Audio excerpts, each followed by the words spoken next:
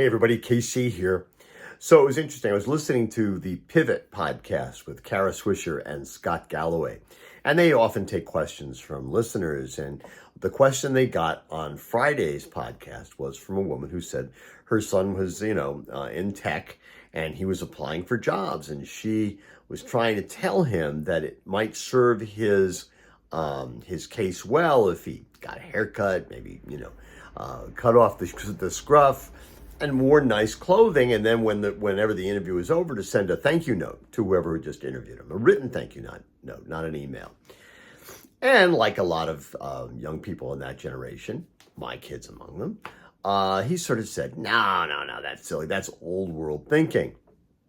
I was so glad that Scott Galloway actually said, no, it's not old world thinking, because he's somebody who's higher and hires people in the tech sector.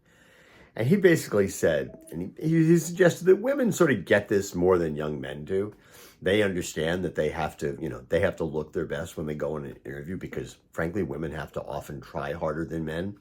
But listen, you get a blue suit, you put on a nice shirt, you make sure your shoes look good. You get a haircut, because this is something in the interview process you can control, right? You can't control who else is applying for it. But how you can control what you can control is how you present yourself. And those are the things you have to do.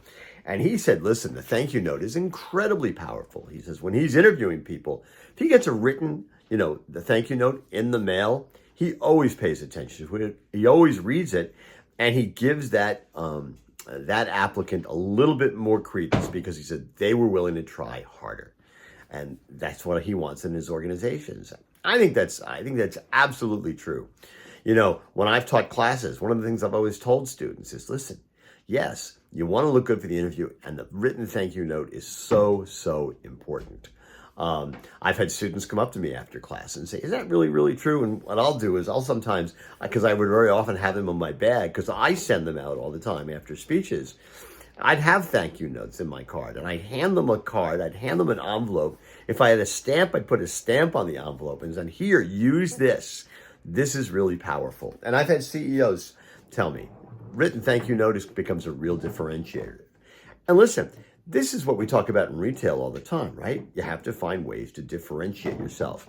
You can only control what you can control. You can't control what the competition does. You can't control a lot of outside influences, but you can control how you present yourself to the customer. If you're interviewing for a job, the potential employer, they're the customer. So it's a really good rule, okay? And I think for any job applicant, and also for any store, control the things you can control and present yourself as best as you can. And always, always differentiate yourself. Anyway, that's what's on my mind. And as always, I want to hear what's on your mind.